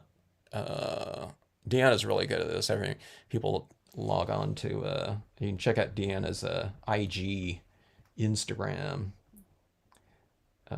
Here we go, adding this into like some of my trees. See this right here? I added a little bit right above that cabin. I think the cabin stands out a little bit more. You know, I think it looked fine without it too, but oh, here, let's do this thing right here. See these trees right here? I mean, there's depth in the trees, but these trees right here represent trees that are a little bit farther back in the distance, right? And I have this little area that's light like that. If this is like super dark right here, I wouldn't do this, but let's add a little of this right in here. Let's illuminate that side of those trees like that. Look at it. See that? A couple taps like that, but look at that depth within this, you know, these forms right now. A little bit more. Let me try to get that a little bit more at the base of that tree. That's a little bit too much here. I'll blot off some of that. Now this pigment ink tends to dry a little bit more see-through. So you apply a little bit more than you think, you know, is ideal. And then when it dries, and then when you spray seal this too, that lightness, it gets darker, okay? It becomes more see-through. It's translucent right now, but it moves more towards transparency. You'll still see it, but it'll probably look more like, here, I'll show you what it'll probably look more like when it dries. Now this is, you know, it's not gonna take forever for it to dry, but it's probably more like that, okay? I'll just leave it like that so you can kind of get an idea. But see this right here? So you get this little mist in here. I feel that it kind of envelops the impression right here a little bit more. And I think it looks a little bit more kind of three-dimensional like my fingers. Okay, and you know, if you want to put some down in here just for kicks, you know, we can add some of it down here. I'll add it in the lighter area. Go like this. I'll just add a little bit of it. Like there's a little bit of mist on the water's surface. Maybe I'll add more. I like that look right there. There we go. I like that a lot. Here, I might be adding more. So you just do like I'm doing. I'm just adjusting accordingly. Kind of, when you start applying this, you know, kind of hold it at arm's distance to get an idea of how, you know, it's affecting the overall look of your piece. And then you can just adjust accordingly. Like I said, if you add too much of it, you just wipe it right off. This is a Brilliance White pigment ink, but you can use any brand. This is a water-based one too, but an oil-based one works on here just fine too. Just, I would spray seal it, you know, when you're done.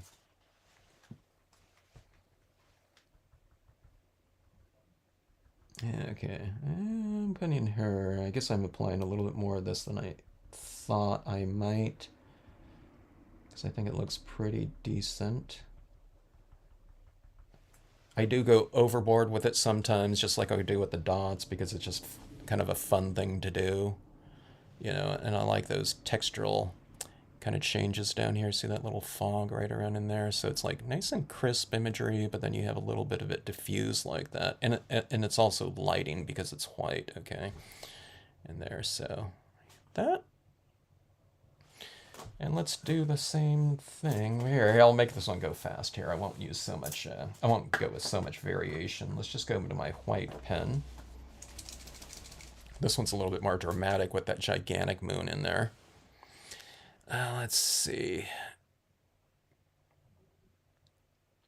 So Rachel says, yeah, darkening the corners made such a difference. It really does, doesn't it? It frames everything off really nicely. Here's the thing, most of us are stamping on, you know, pages that are not rounded, like ovals and rounds or something like that. I love the looks of those ones, but we're just, we're trimming paper like this. So these edges like here, these points, I'm usually trying to soften those up a little bit. I'll put like some reeds or something like that. I'll put some foreground images in there and I'll darken in the corners like that. But that kind of that rounded form like that is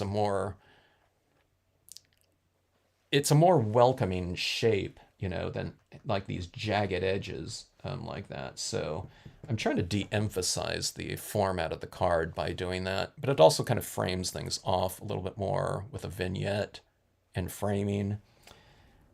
And then it also does something else in that it increases our lighting range by having kind of those darker edges like that. Now, it doesn't always have to go to black. It can just be, if the scene is more of a pastel scene, it's like high noon or something like that, where it's not dark. Just as long, if you go with a little bit of a darker tone than the rest of the piece, that'll do the trick as well. Okay, adding in some of these little highlights down on my rocks like that. But see that little edge like that with that highlighting. The trees right here, I didn't color in too much. I don't know if I need to. I'm talking about these ones in here. I thought about adding some more tone to it, but they look pretty good as is. I'll just vary that lighting on them again.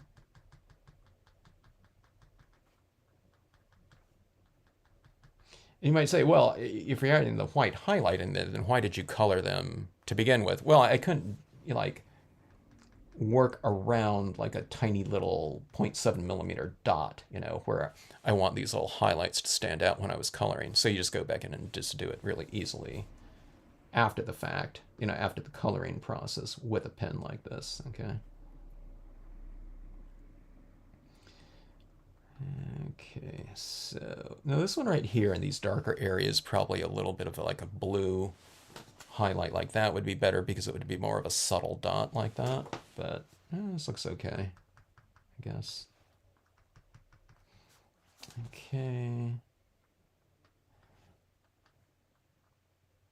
Highlights on that.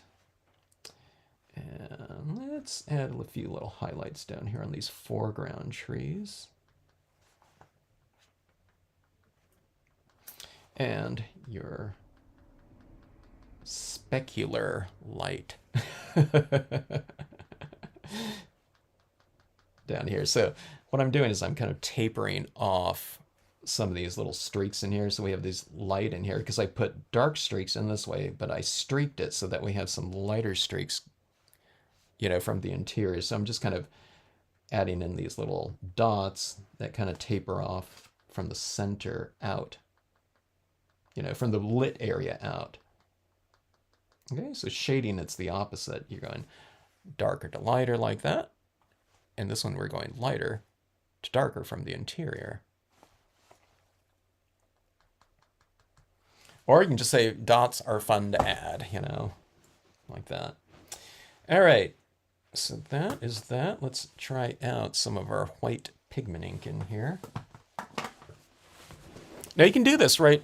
Inherently, I was saying, I was just, in my stamp sketching video, I was just going to use black ink, just, so I didn't have to think about things. But I would probably stamp this out in transitioning tones, just inherently in the impression. So I'd ink that up with whatever colors, and I'd mix some colors on there with some pens or something like that, and, achieve some variation. But the fact that I just stamped it down in black with the use of pigment ink, you can just do it after the fact too, and just adjust accordingly like this. But now if I did other colors, I might be able to do like these textures in like blue tones or something like that, which would be cool. So it's not just like grayscale, like that. See that right there? So, you know, it puts that moonlight in kind of a little bit more of a illuminated kind of scenario like that. Okay, so see these trees right there? I really like the crisp trees like that, but you can just leave it like that. I think it looks cool like that, but you can also, if you want to, now I can influence those trees with moonlight like that too. And I think that looks good too. And it just gives it a little bit of a textural variation if you want that. But see this right here? I have a little bit more tone up here, white ink, and I have less of it, so it transitions that. So it's not just a straight blob of ink like that, and that where it just goes like white to black like that. You want to kind of transition it a little bit more, so a little bit more in the lighter area, and then you just kind of use a little bit less like that. And if you apply too much, you just wipe it off. Okay, let's do this. This little cabin right here is on the water. These trees right here are a little bit farther back in the distance. Maybe there's a cove that runs around here, but let's make it more of a kind of a, you know, distant scenario like this. And let's add some of this like this.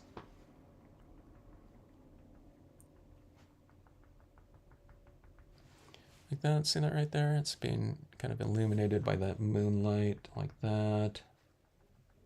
And we have this mist coming in from on the other, around the bend, you know, so to speak. Like that. Yeah, it's a little bit too much.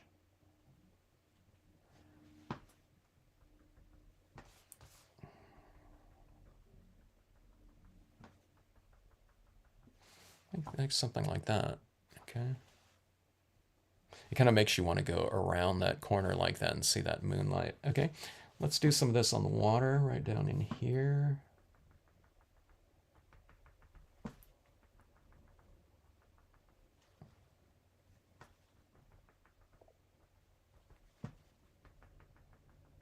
See, I'm kind of keeping this a little bit crisp here so that it's not just all throughout here. So you kind of contrast the sharper area right here with some softness right down here. I'm seeing if I can get right in here like this. So I'm using a little bit more of my fingertip right here. I'm going for a little bit more of a narrow application right here.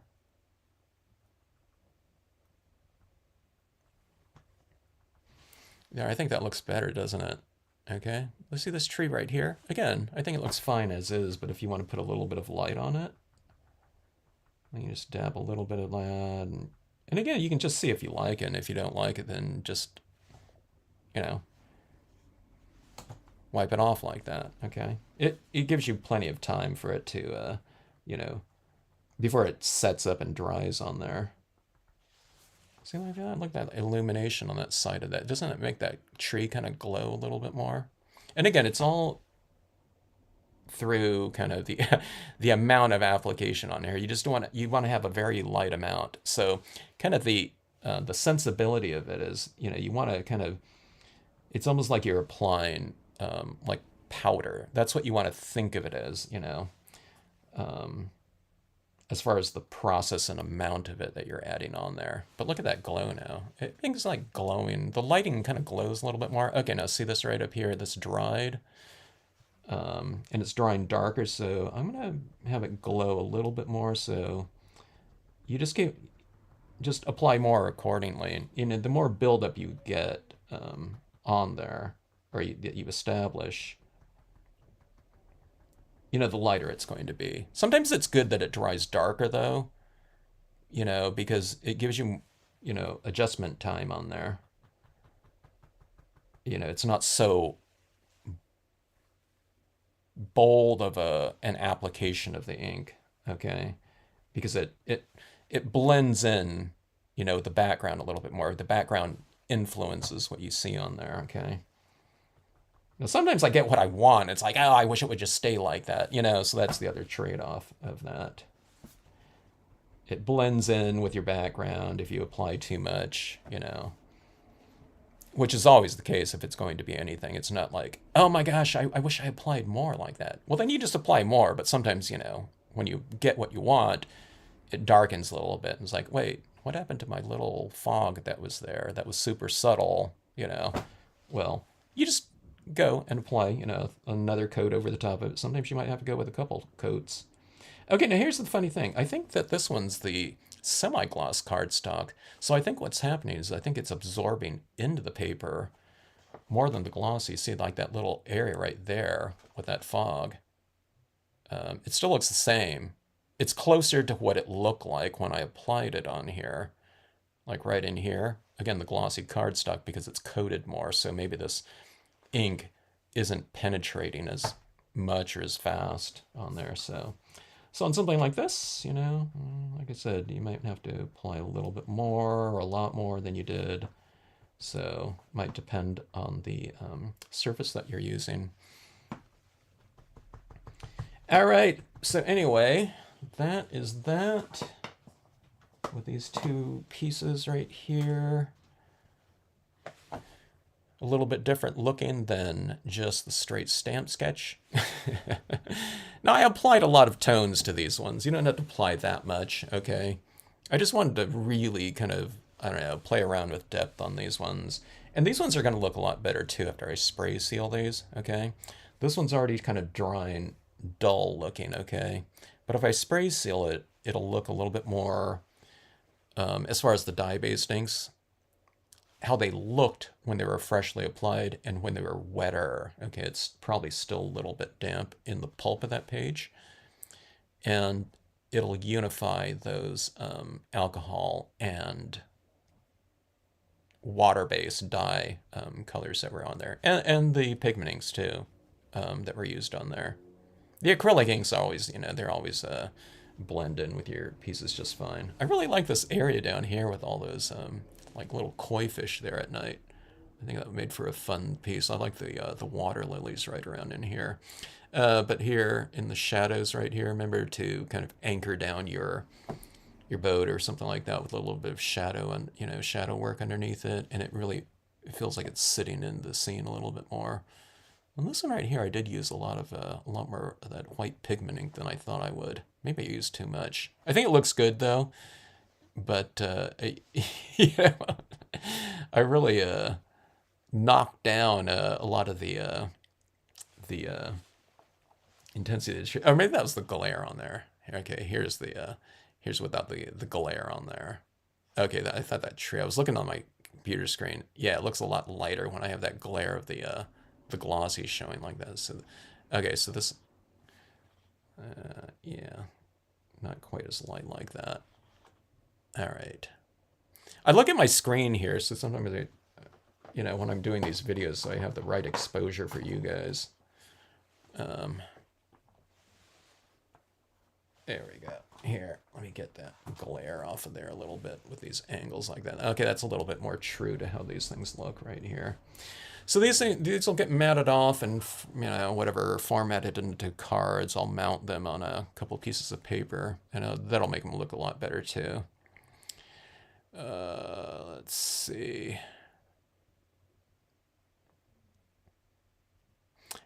I have problems with my fingers, so I die cut flat makeup foam and use double-sided tape, refill my applicators. That sounds good, Candy.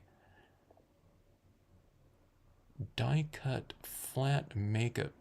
Candy, you gotta take a picture and show that on the Facebook group. You gotta post that picture of your tools, because you're really getting some fantastic applications, of course, in your end results. It'd be interesting to see your tools or your modifications that you're doing.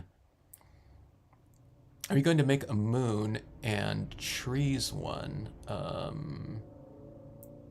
Where you're looking up at the moon. Oh yeah, Froggy Fresh, that'd be a great idea with this gigantic moon in here. It'd make a really great backdrop for the so Froggy Fresh, what she's talking about is when you can use like a surrounding perimeter of trees, like around this, like this right in here.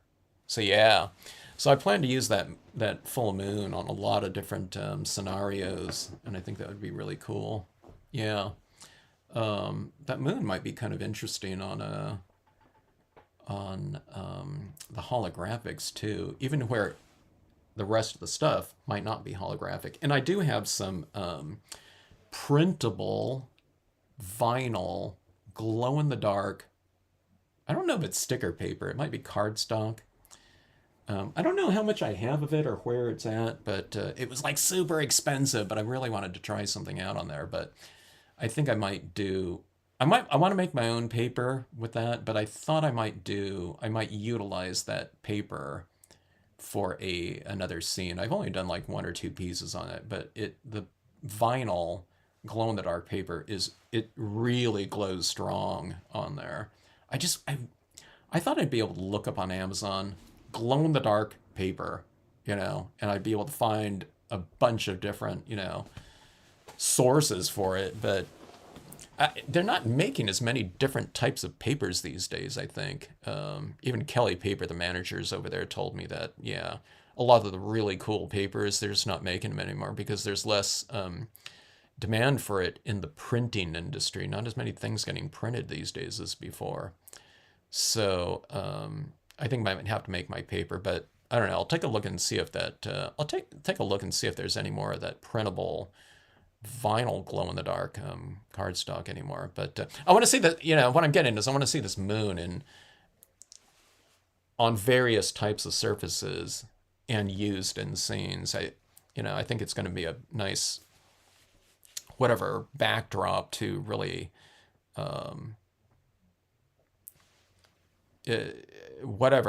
sets to set it's a strong visual focal point in a scene or to emphasize something. It's like a gigantic spotlight in the sky, if you have some birds or something like that flying against it. But I can't wait to see it used in those different types of scenarios like that. You missed it, Patty. We were calling for you and calling for you when we were adding some things in, but we just couldn't wait. Yeah. So you can go right around that bend there, Bill, and check out what's in the around the corner like that. Hello, Whisker Dance. Yeah. So so on these pieces right here, uh, I like adding in color into my scenes and everything like that, but I really have fun with the textural differences. Adding in those little sparkly little highlights like down here in the water, but like these little like glowing little orbs or fireflies or something like that. I really like adding those little types of touches in here, the little mist or something like that in there. By the Deanna. Illumination. I hear minion voices in my head.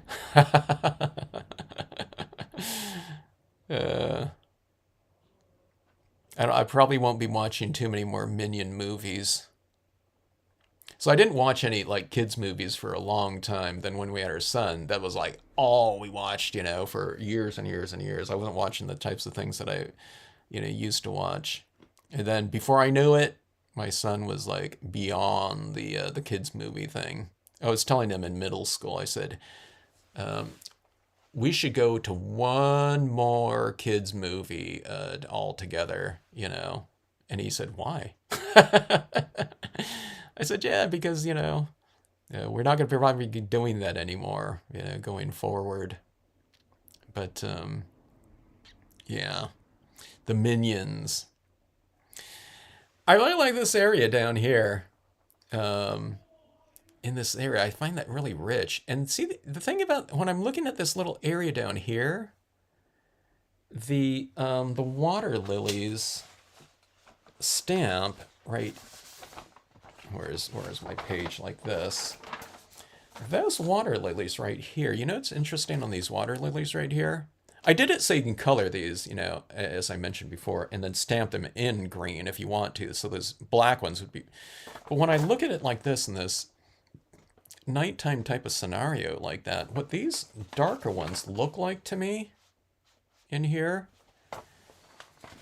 they look like the shadows being cast by these lighter ones up top. So that area right here, that looks like a shadow at the base of the on the the whatever the lake floor or something like that underneath the surface like that.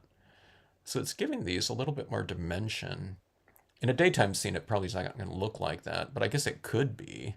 You could color these like a really light whatever, grayish tinge or something like that, like a 50%, or if it's a really brightly lit, daytime setting, high noon or something like that, just do it a little bit darker than these lilies up here, color them green in the open areas. And then these could be kind of little, shadows for you, because that's what it's looking like right in here. And I think that's working really good. It gives this area in here a lot of depth. Yeah. But anyways, do you see those little orbs like that? I think that gave it, this area here, a lot of visual depth, because these things look like they're really floating in here. Oh, okay, so these little things like this too. I talked about the koi, but I think these lilies are going to work really good for those reflection card areas in the foreground like that. And we can color, yeah. I was thinking about the koi in there before amongst the rocks. I don't know if maybe I was thinking about the lilies. Maybe I mentioned that yesterday, something like that. But I think that's going to be a pretty cool addition. And I can't wait to see this kind of compositional area down here. Again, like in the reflection cards like this, I think we can get a lot of depth, with those types of images right in this area, right in here, kind of swimming around in here. Now, if we can just kind of figure out a way to get those fish kind of moving in here. Maybe it'd have to be like a, whatever, the holographic, material down here, and kind of move it around a little bit. Maybe it'll create those little waves or something like that, down there in that water area like that, and maybe it'll look like those fish are moving. All right, folks. Thanks for jumping into the impromptu live stream. Hope you enjoyed the 2 cards right here. I'm having a lot of fun seeing how these things came out. I had a lot of work to do in here because there was just so much open space, just because I didn't use stamps, other existing stamps in these compositions. But I'd fill this in with, like some rocks and things like that, if I was to do this scene again. But I think it came together pretty well just with the tones and the textures in here. So I don't know, they're really fun to do. Thanks again. And yeah, Jennifer said that bioluminescent bay. I was saying I can't wait to do this moon and some bay area with these and get it treated with these glow-in-the-dark powders like this. And these powders, they come in like a pack, and there's all kinds of different tones of them. So maybe mix them too. You don't have to use like one or the other, but I think that I have some blue. They've got a bunch of green ones. And I'm going to have this, house up in the foreground or something like this or in the midground, and this moon up above. But then we're going to have this bioluminescent water down below. Not this stuff right here, but I'm going to use the seaside cove image right here, which is just water and water. It could be, a lake or something like that too, but or it could be the ocean. But I'm going to put that boat right up here, and these are some waves. You can't tell in the image right here, but I'm going to have all these like waves right in here. The spindrift coming off of the foam, kind of glowing, I think. And that might have to be the next card that I do before I get to these other stamp sketches that I already finished off, because I want to see that glowing effect, I guess, or something like that. It's hard when your kids become your age.